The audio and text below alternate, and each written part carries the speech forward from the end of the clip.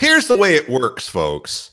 You cannot feel sorry for yourself. This is Moohead Radio, your post LeBron survival kit. We'll take you through this. We'll hold you by the hand with a cow's hoof and navigate you through these murky, troubled times. And look, if I can make it downstairs to do this program 2 weeks after the major accident that I suffered, if I can do that, I don't want anybody feeling sorry for themselves. In other words, what I'm saying, if you come here with an attitude of woe is me, fuck you in the butt. Okay? Because I got no time for it. No time for it whatsoever. I mean, we got to move forward. That's the way this works. And that's the way it's supposed to work. My friend, the Hitman, is with me. That's me. Yeah, and for my upside, I get to see LeBron twice as much. Yeah. Instead of 2 games, I get 4. Oh, that's good. That's exciting shit. The Suns and the Lakers. So at least I can watch them play. Yeah. Let me make sure that I'm in the chat room. There we go. I'm in the chat room. So Matt Ogden says I'll be in here a little bit later, but you know, who's counting? You wouldn't know he was here anyway. He is the church mouse. The church mouse. So here we go. This is the first you've heard my voice post LeBron. And I know that there are people who are at least quasi-curious what I'd have to say about this, even though I told you it was going to happen before it happened. And I even told you where he was going to go. We could do a show about, geez, why did he pick LA? And I'll talk a little bit about that. But the first thing I want to bring up is fan reaction, because fan reaction is really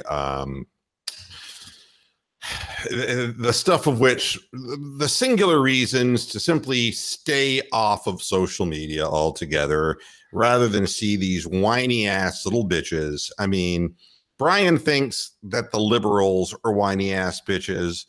I personally think that everybody has become a whiny ass bitch. And I think that a lot of fans online are just like, oh my God, what are you looking to be wet nursed here? I mean, first of all, you got your championship. Shut the fuck up. All right. Yes, this is a lot different than 2010. In 2010, if I'd been in anywhere near Akron, I would have stolen a bulldozer and rammed it right through his house about 700 times. It's way different. The vibe is way different. And plus the parties involved got smarter. LeBron called them at 12:01 a.m. and told them, I'm not coming back to Cleveland, even though nobody will recount that story. That's what happened. As soon as free agency opened, ring, ring, ring, ring, ring.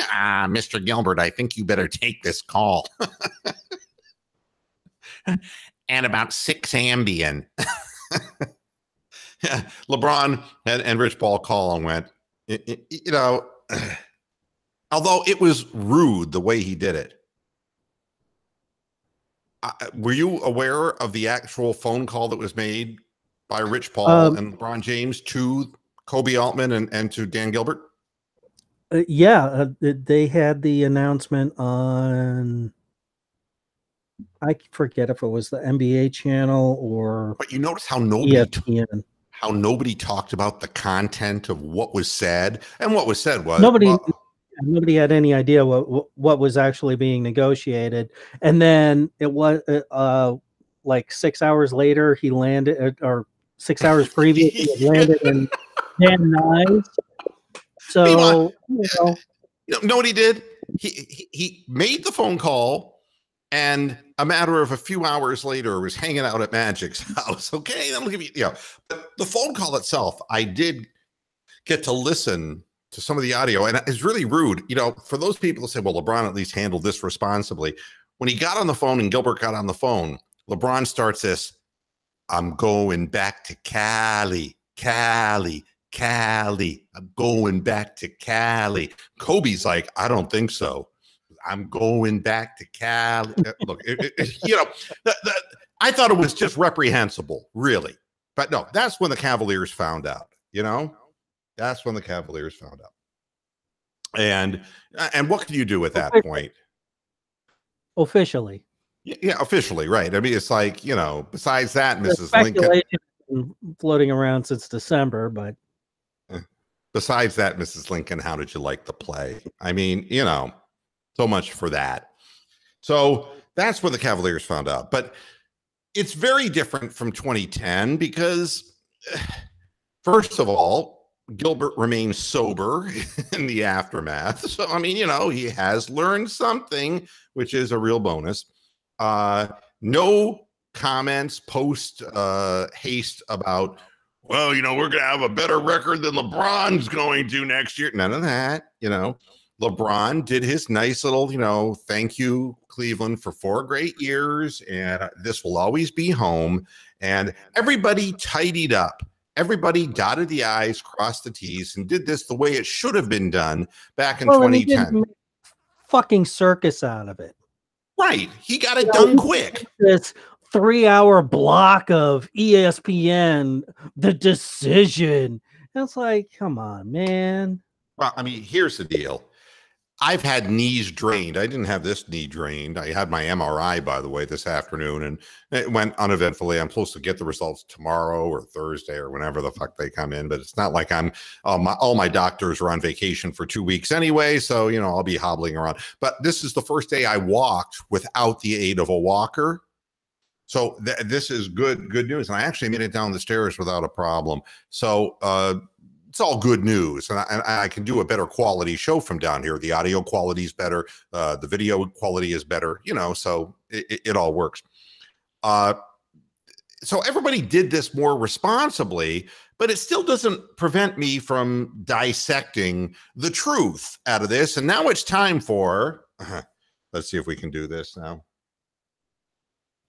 The big dick of truth. The big dick of truth.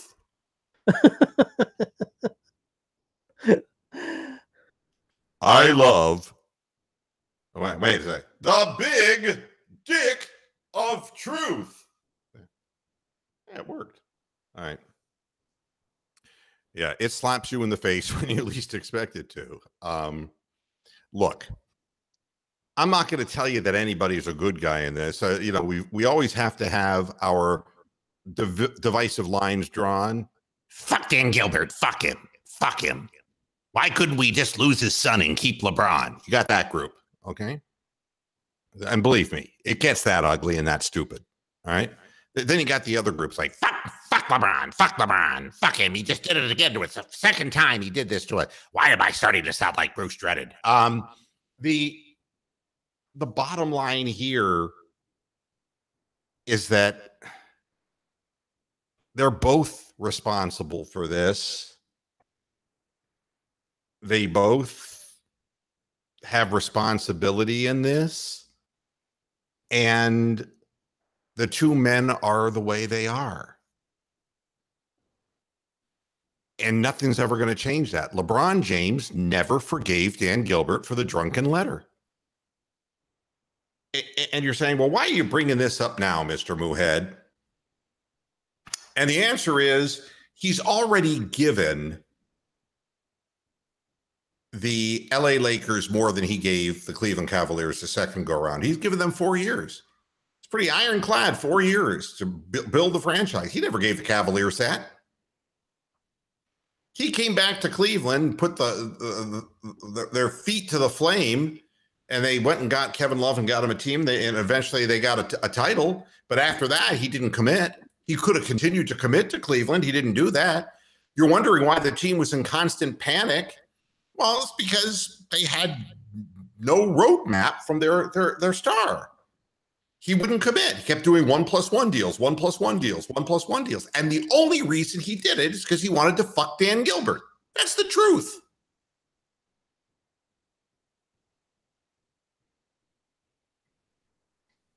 I don't know what else to tell you. Yeah, he rode the Cavalier roller coaster as far as it would take him. I think that LeBron. It's all downhill from this point on. LeBron walked away, and he was gonna walk away, and he had to win. And I've told you about this already. These people who have to win every single battle. I mean, I grew up, you got to win the war, and you lose battles along the way. These fucking people, man. These fucking people, they got to win every battle. LeBron James was going to hold Dan Gilbert's feet to the fire and never let him be confident that he was coming back the next year. How in the hell can you build a roster that way? How in the hell can you get free agents? How in the hell can you do anything with that approach? Well, I mean, he didn't start out with the Lakers that way, did he? Fuck no. I'll give you 4 years, build the roster. It's like, you know, this will always be home. Fuck you. Fuck you.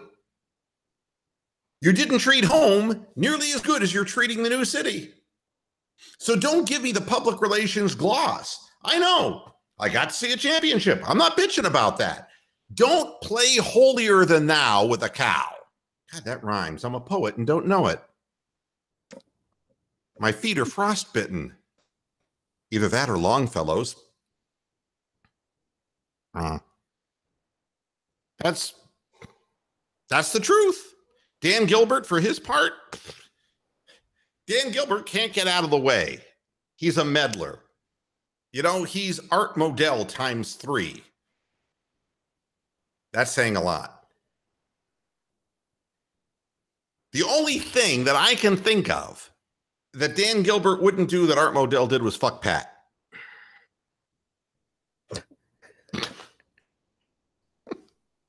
Do you mean Pat from SNL? Might as well have been. Might as well have been. You know, the thing with Modell is that, you know, sex with Modell, she kept getting poked by the flag lapel. You know, they never take them off. Never.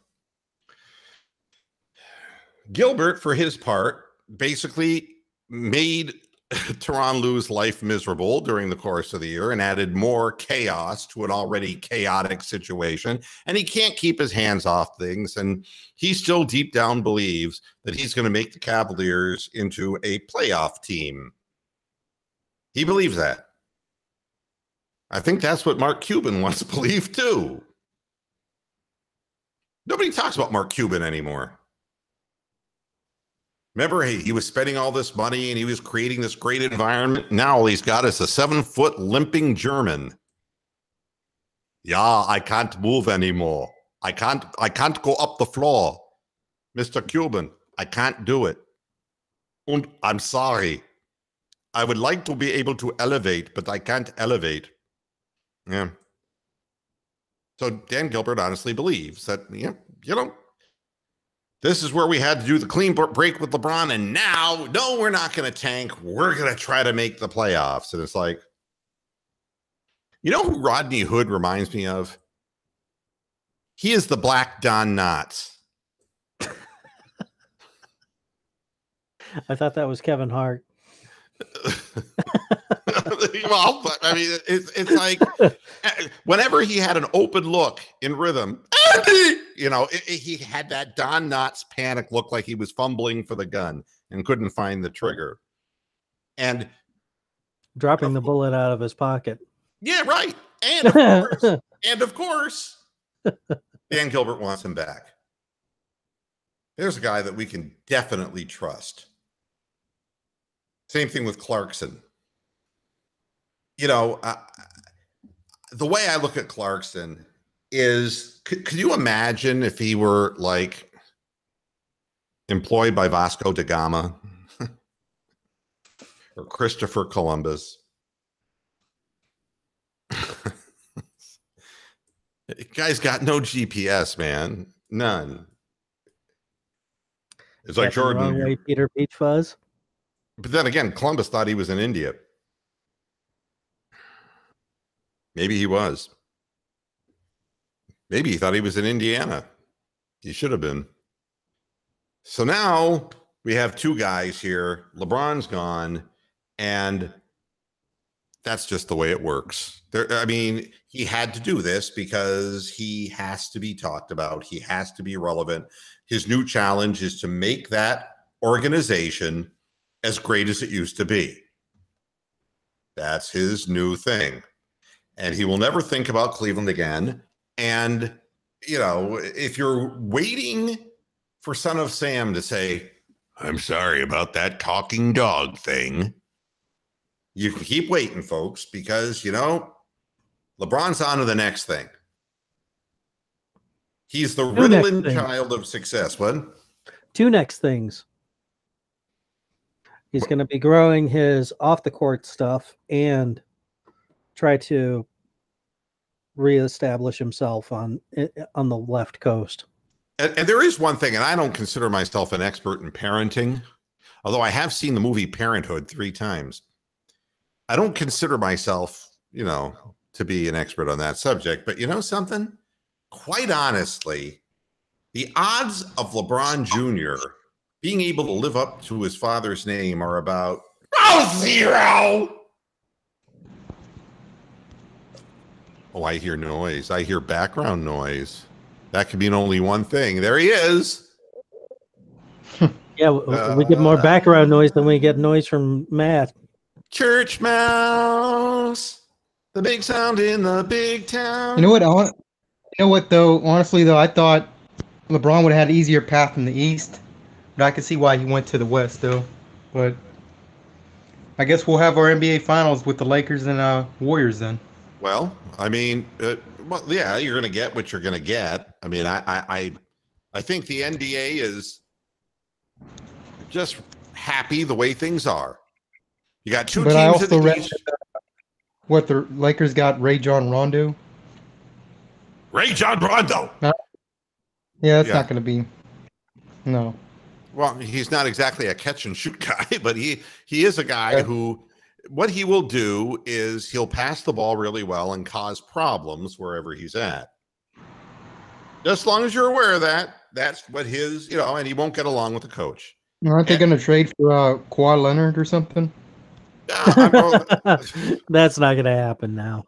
Well, I mean, they've added Rondo. They renounced Julius Randle, which is interesting. They must have really felt he was a problem child. And they brought on who else? I mean, Lance Stevenson. Oh, yeah, the man. Blowing my ear. God, make me horny. Make me horny, Big Buana. Yeah. It's still not going to be enough to stop the Warriors. Yeah. And Brian Windhurst is fascinated by the Lakers' acquisition of Rondo because Brian is into squashing.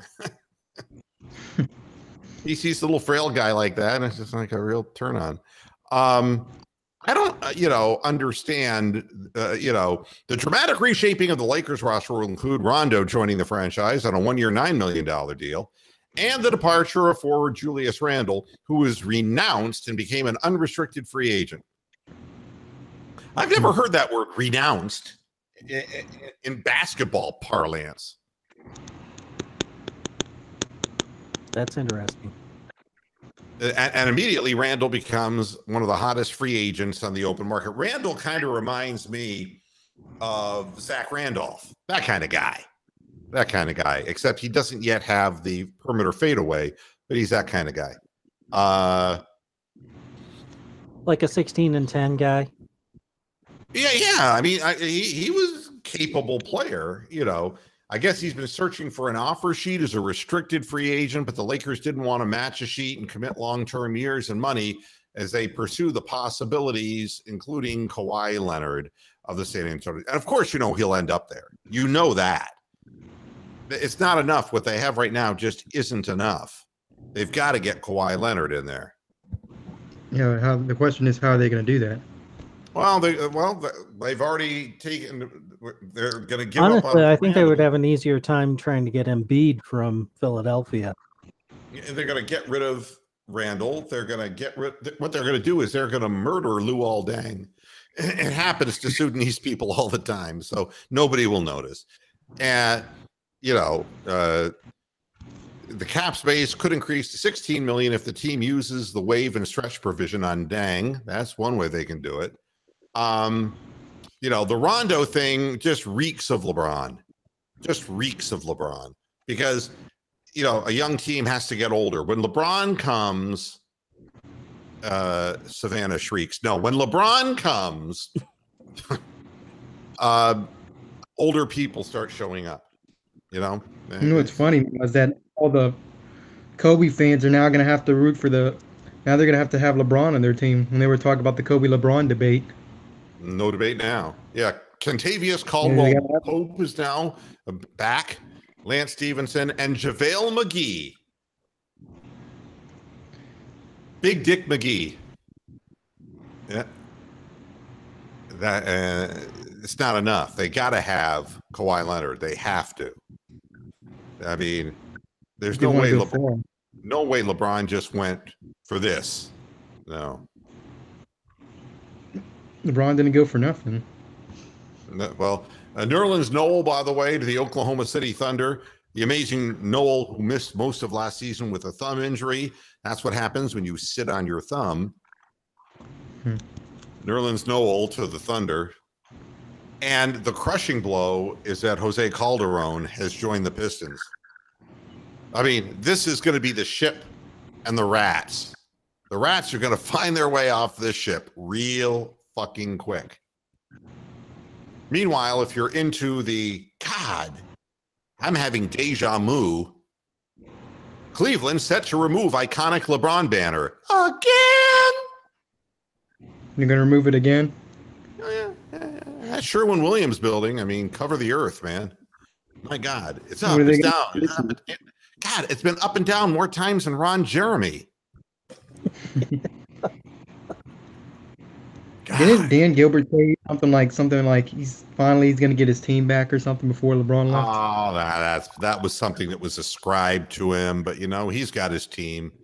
He's got his team now. He's going to be real happy. He's got what he's looking for. I don't know exactly why anybody would be looking forward to it. So here's the first thing you have to remember. All right. It was two men, not one man. So don't blame the owner. Don't blame LeBron. This is what was going to happen no matter what. It had to happen. And it's not like we didn't know it was going to happen. Right. And everybody is happy with where they're at. And I'm not going to cheer for LeBron. I'm not going to cheer against LeBron. I'm not going to watch the Lakers play. I could care less. We're going to see him twice a year, once there, once here, and that's it, man. That's it. No, when I say here, I mean Cleveland. I mean, technically, I'm in the mountains, the foothills. I'd like to see him here, but that would mean the plane would have to have gone down. And I don't really want to be bitter about this. But I'm not going to be sitting here watching, out of the corner of my eye. How's LeBron doing? What I'll tell you is 34 to 38 years of age, lots of shit can happen.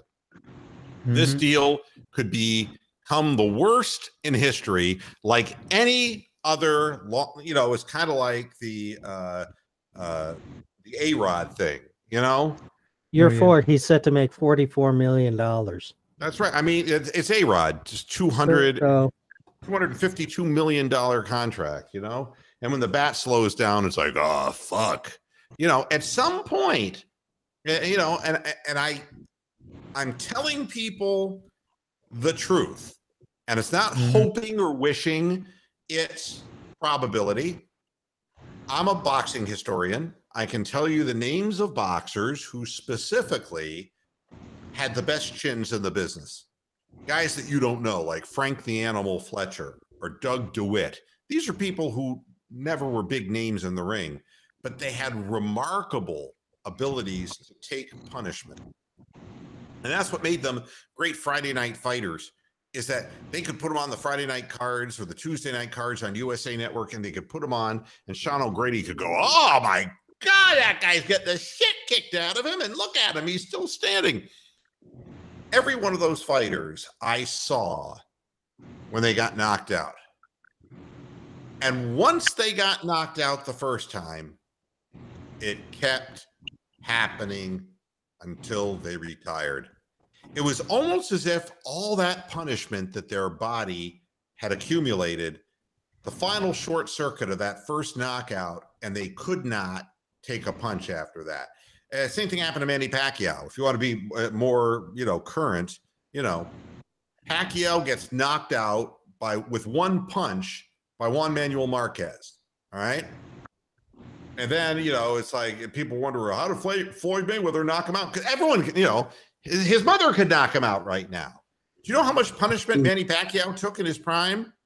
I mean, now doesn't even take a good shot. Roy Jones Jr. is another good example. And wasn't he fighting like 3 or 4 fights a year? Who? Manny Pacquiao? Oh, yeah. I mean, the guy, and he was fighting good people. And he stood in front of people, and he kept going up in weight, and he still stood in front of people, right? I mean, that's what he did. That's how he got to be where he got to be. And, every generation sees the same thing happen to its fighters. I was talking to Roy Jones. Roy Jones Jr. got knocked out. Now the name eludes me.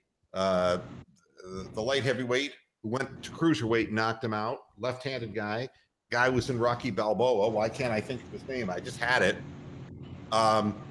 He knocked out Roy Jones Jr.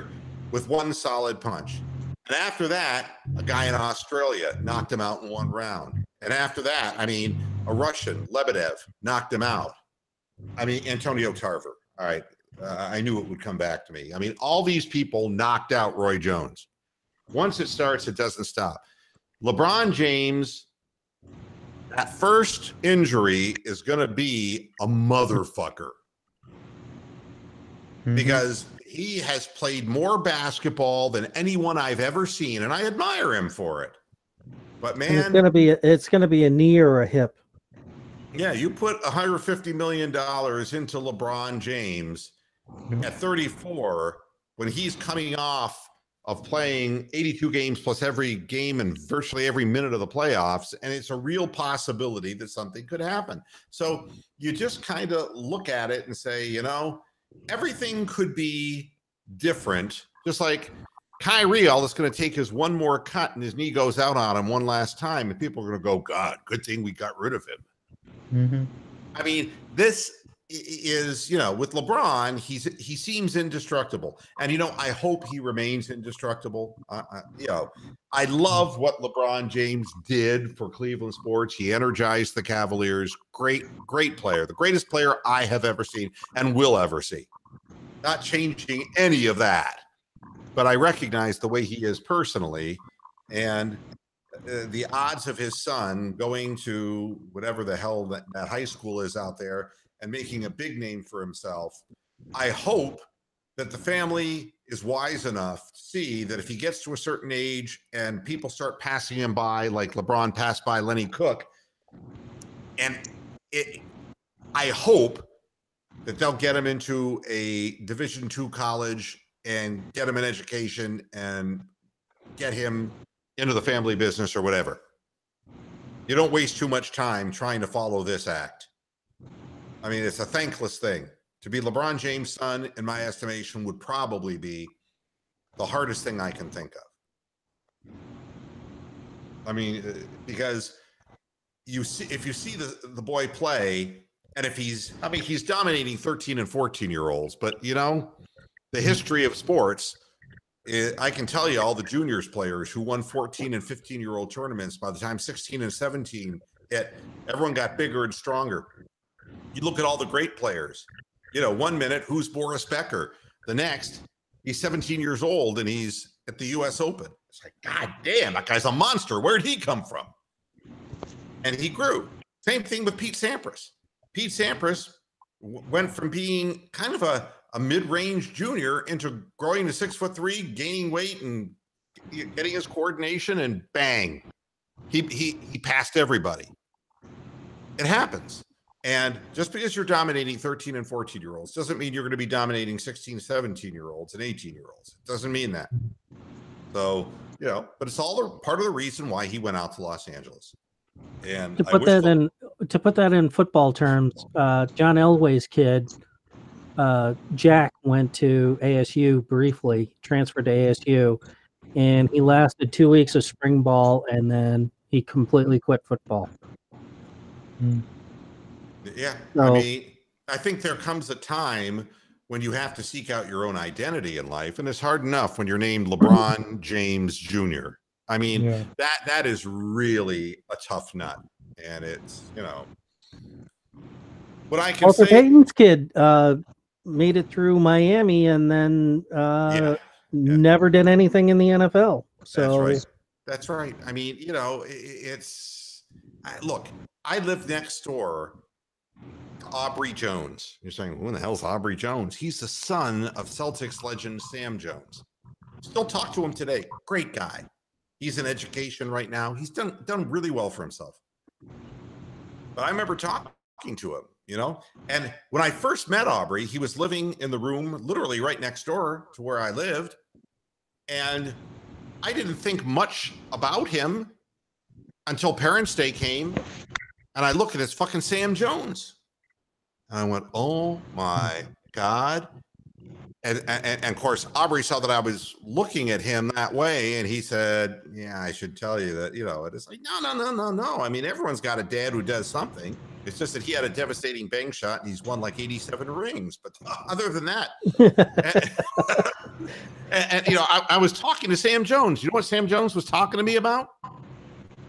He was talking to me about, and this was back, let's put it in time frame, 1979. Right? He was talking to me about how he was a distributor and representative for this new company called Nike that was trying to move from running shoes into the basketball world. And so they were using Sam's goodwill to help promote the product, right? And it's like, my God. And Aubrey, I watched Aubrey play intramural basketball, and he was smooth. He was really good. But I mean, he was smart enough to know that there's another direction you have to go, because you're just not going to be your dad. It's just not in the cards. So, my best advice to fans, the survival kit of post-LeBron Cleveland, is live with your happy memories. Don't compare what you see next year to what you've seen in the last 4 years. Compare it to what you saw before that. If you want an idea of whether the organization is tanking, just look back at some of the shitty players we had back then and compare that, pre, 2014, and, just compare that, and you won't feel so bad. And if you still feel bad, take an antidepressant or something. Leave me alone. I don't want to counsel you anymore, because it's just a goddamn game. They shouldn't complain too much, though. They won a championship. Yeah, they won a championship. Terry Pluto, LeBron earned the right to leave. Thank you, Terry. God, I mean, so did the slaves, Terry. Oh, please. I hate this. The man was a free agent. That's what the definition of free agent is. He can go anywhere he bids to go. Demanded a trade or something. Yeah, I mean, he didn't Kyrie us. He didn't Carlos Boozer us. He didn't bamboozer us. He did this the right way, His years out, and then he decided to go somewhere else. If you were a dumb fuck and you bought a number 23 Cavs jersey in the last 90 days, they're going to let you swap it for free. You could become a Lakers fan, which people will do. Yeah. Bill Livingston, no regrets, best wishes. Yeah, no bitterness in the press whatsoever. Joe Varden's New Jersey in LA, though, can he? Joe Varden's headline. What happened? He didn't realize that LeBron had left. Danny Salazar is going to miss the rest of the season following a bursectomy. He had bursitis and other problems in his shoulder, so they removed the bursa, and you know how it goes. It's the Rhine game. We removed the bursa, he developed MRSA, and he lost his right arm. That's the Cleveland Clinic. Holy crap, we have a Stephen Rose sighting. Where? In the chat. Steven, what do you say? Where the hell is he? Jesus Christ. Seeing the Purge premiere. Here. Let me see what's going on here. Steven, get your ass on the air. My dad would like to know. Will he go completely bald before Knicks win the championship? All right. Let me put it to you this way, Steven. And I don't know why you're not coming on the air. Get on the air, dude. You should bring your dad on the show, too. We'd love to talk to him. Oh, the church mouse is getting aggressive. My dad would like to know, will he go completely bald before the Knicks win the championship? Look, he will fuck Meghan Markle before the Knicks win the championship, okay? Fuck his hair. I mean, if you're looking for, well, there is a chance we'll Lloyd Christmas this. There you go. The Meghan Markle thing is a much better possibility at this point than the Knicks winning a championship. Yeah. But I put the link in the damn chat, Steven, so that you could be part of the program. But, you know, what can I tell you? I'm just doing what a cow does.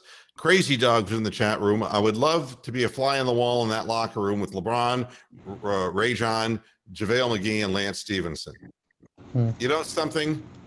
Flies always gravitate toward shit. There's probably lots of flies on that wall. Rondo McGee is shacked and a fool, and Lance Stevenson is a head case. And I know that Lance Stevenson plays physical defense, blah, blah, blah, blah, blah, blah, blah, blah, blah. But believe me, these are not people that at this point in their career, these are just like the people Cleveland kept getting. You know, you gotta fill in your roster with veteran guys. That's the LeBron way. Mm-hmm. Yeah, like Magic's running the show. Right. The thing is, Ty Lue got sick, and the whole LeBron circus made him ill. What we know is that Magic, AIDS couldn't take him down. All right? So I doubt LeBron will either. That's kind of the positive from Lakers fans' perspective. Well, you know, if HIV didn't kill him, I think he can survive LeBron. Although LeBron can be insidious in different kinds of ways. Ron Shane says, I see the Lakers as a 4th seed and Cavs at 10th seed next season. Thanks, Dan. See, gotta blame Dan. No, you know, Dan had no choice. No choice whatsoever. Nobody's coming to Cleveland. Blank 964. Clarkson's going to be like Antoine Jameson after LeBron left in 2010, jacking up 30 shots a night. Can't wait. And Mark Jones. Hey, Moo. Hey, Moo. Hey, Moo. Do you agree that the Cavs should just tear down the roster and seek draft choices? What good does being a 7th or 8th seed in the NBA do? Well, it makes little Dan Gilbert hard. I don't know. I would trade Kevin Love in a heartbeat. I would trade him for as much youth as I could get, draft picks, whatever I can get. Honest to God. You know, I don't get anything for Rodney Hood or Clarkson or J.R. Smith. You know, they're going to be worth about as much as a box of peanuts. Well, yeah, right now you cannot trade J.R. Smith. You can't. He has no value whatsoever. But, you know, at least Kevin Love has some value. There will be a team that would want him. You know, and that's what Ron Shane is saying. He's saying Love should go first. He needs to go to a contending team. So trade him to Philly. Philly's got assets. Trade him to Philly. You know, we're going to be bad. Oh, Stephen Rose. Well, and they need. He says he's at the movies. He's at the movies. Yeah. He's watching the Purge. What's that? A bunch of people vomiting? Yeah. Close. I don't even know what the Purge. Purge is one night a year. They allow total anarchy, and you can kill anybody you want. So. Oh. Okay. I'll take your word for that. Stephen Otherwise known as the closing night of the DNC. Stephen Rose saying rumor that the Lakers are trading Brandon Ingram, Josh Hart, 2 first-round picks for Kawhi Leonard. Blank 964. Yeah. Michael Jordan's sons both ended up not being great basketball players. I think one of them went to like what was it? Was it UCF or was it Rebel 2 or something? Yeah, I think he was either at Central Florida or he was at one of those schools. You know, that never panned out whatsoever. Yeah. Let's see. Oh, General Dog, the Knicks winning the NBA Finals equals hell freezing over. Can't argue with that. And Daktar saying James' choice is good for the Wizards. The Wizards, you can have your Wizards. Wall and Beal. Really looks better now, doesn't it, Daktar? Not to be confused with Key and Beal. Totally different area. Or walking with your feet 10 feet off of Beal. Or Howard Beale, the mad prophet of the airwaves. Or the wall that Donald Trump isn't building. Sorry. Amazing how things just disappear. A plexiglass wall. I love that idea. He wanted a plexiglass wall so he could look through it to make sure if people were, you could see ladders, being put against it. God, fucking brilliant. Fucking brilliant. Yeah. I wanted to set up a catapult at the border. In which direction? That way we could just fling them back. Yeah, which direction? That's what I was going to say. Fling them right back over to Tijuana. Here you go. Daunting questions. Where do the Cavaliers go next? It's like downhill. Yeah, there you go. Nowhere but down. I mean, that's like the guy in the Olympics, and it's like, okay, next contestant for the luge competition. Yeah, which way are we going, man? I'm sorry, there's only one way to go, Mr. Luge contender. That's down that what is that trail. There's one that's where they lay face first and go down the Oh, that's the slide. opposite of missionary, right? Well, it's like being it's literally like being the human-sized sperm. Oh, okay. It's a visual of sorts. I don't know. I just know the luge competition. Oh, here's what you need. Miles Garrett offers to assume LeBron James' throne. It turns out that he was trying to buy the toilet out of his house. So what, is Cleveland going to have a Miles Garrett poster now instead of LeBron? Yeah, they should put that up at the side of the building for underachievement. Yeah. Guy's all mouth, man. Doesn't he even realize what LeBron meant to Cleveland? You don't say shit like that. LeBron brought them a championship. Yeah, Miles Garrett. Know what he brought us? Injuries. Yeah. Post-game commentary from Miles Garrett. My leg! Oh, my leg again. It's my ankle. Yeah. Cleveland Indians playing roster games. Plutko options. Zebchinski is back. Yeah, Scrabble is back. Isn't that great? Isn't that wonderful? Zebchinski, the guy who can't control the ball. You remember him. And Carrasco is back on his way. Hey, thank God they optioned Plutko. And he's coming back Friday. Yeah, but I hope that we're gonna hold on to Bieber. I hope. I'm sure. Bieber's the real deal. Plutko is not. Yeah, I don't like Plutko too much. Plutko, he's. Don't you think it's time that Tomlin is gone? Yeah. I mean, he comes into the ninth and gives up home runs. I mean, the guy is pathetic. Don't you think they should just option him once for all? Just they should renounce him.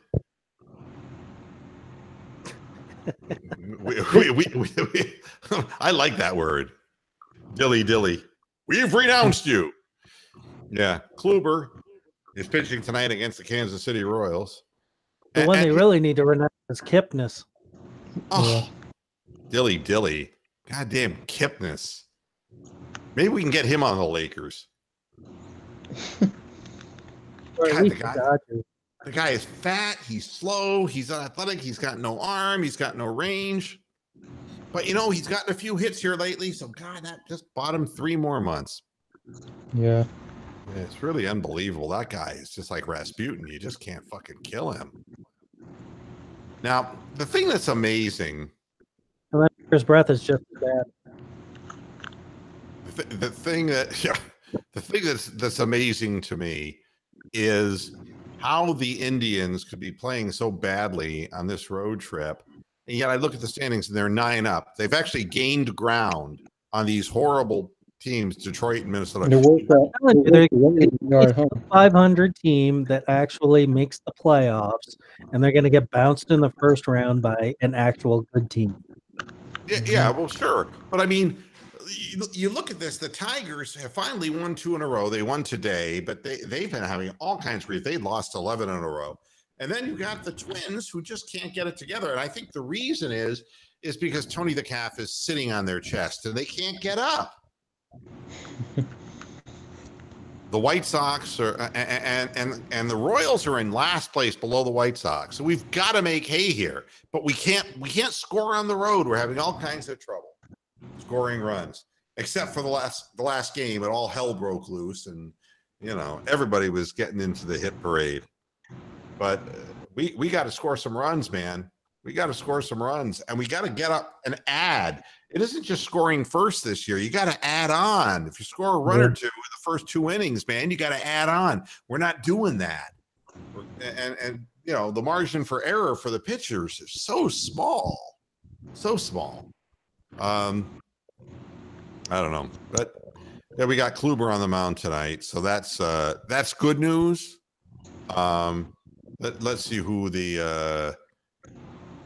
let's see what we have here. No, I don't want to buy tickets to the game at Kauffman Stadium. Kauffman Stadium sounds like it was named after a Jewish accountant. I mean, it's like, Chaim Kaufman. That's my stadium. Yeah. Let me see here. I want to see the schedule here. The schedule. I wish for a good pretzel. A good soft pretzel, a good kosher hot dog. What more do you want? All right. It's Kluber versus Jacob Junis. I don't know much about Jacob Junis. I think he's Amish. He has a beard, though. Yeah, he's 5-9 with a 4.67 earned run average. That means he is he's the best guy in the staff. Yeah, his last game, 5 innings pitched, 7 hits, 5 runs given up. Yeah, that means he's due to shut the Indians out. We'll see. That game is happening at what time tonight? I don't even know. I think it's 8. Maybe it starts a little bit early so that Mr. Moohead can watch. 8:15. Very good, Matt. You're not as dumb as I look. Yahtzee is back. What? Dakar. Yahtzee is back. The guy's, I feel badly for him. He's like on microdot. Yeah. Amsterdam says, "Boo, my dad wants to know if Senor Wences was a real person." No, he was not real. I made him up. Okay. Without Senor Wences, there's no reality on this program. It's like, let me see if I can find a pen. I can draw a little face.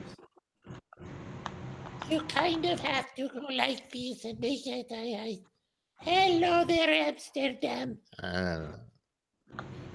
I could do that for the rest of the show and just see everybody just tune out completely. All right. Anybody have anything else to say before I get out of here? I actually made it down the stairs for this show because this thing wasn't working upstairs. I don't know why not. It was really funny. The camera was working in other applications, but it wasn't working in YouTube. I came down here and it worked fine. So different camera. It's not a built-in, but that camera was working every other day I was doing the show upstairs. So I can't figure any of this out, I'm kind of like Kobe Altman right now. Could you imagine being Kobe Altman right now? He's about half a step from the unemployment line at this point. My God. I mean, what a life. What a life. It's cold sweat time, And meanwhile, I hope he's renting and didn't buy. David Griffin's like, and meanwhile, Joe Banner is. Hi there, Brian. Hi, Joe. Hi. It's nice to see you guys. I think that you should put your little icons with your semi-automatic weapons someplace else, because I feel it's like, is that you, Matt? I'm smelling something and I have a nose for this type of thing. You've got to work on your hygiene, son.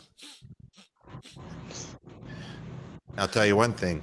If I were Kobe Altman, I'd do one of two things very quickly.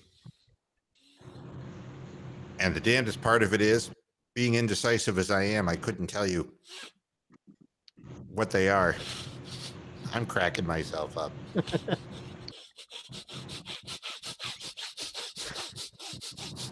Why is it when I laugh, it sounds like I have to sneeze? I've invoked Joe Banner's name once. That's enough for the program. All right. You all get to say one thing before we get out of here. Church Mouse, you're first. All right. Corey Kluber will have a better game than he has the last game he played. Oh, that's right. We are looking for, let's see if he's up in the strike zone or if he's got some bite on the ball and keeping it down. His four-seam fastball looked like it was really rising in the zone.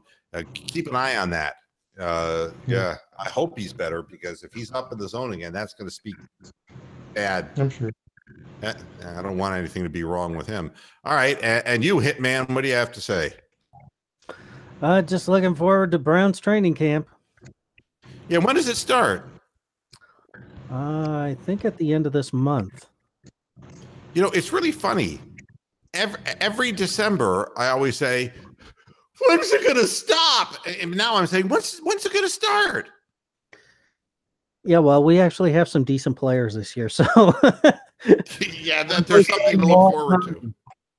Yeah, I'll be looking forward to it. Absolutely. Guys, thanks a lot for joining me. I'm glad you kept me company, and I'm glad I was able to deliver this program. And we'll see, come Friday, I should be well enough to make it down the stairs and do this again. I hope. All right. All right, guys. Thanks a lot. Okay. And thanks, everybody, for tuning into this edition of Moohead Radio. Fear not, there is life post-LeBron. It's just not going to be very entertaining in the basketball world in Cleveland. Until Friday, hasta la vista, Pastor Heads. Good night.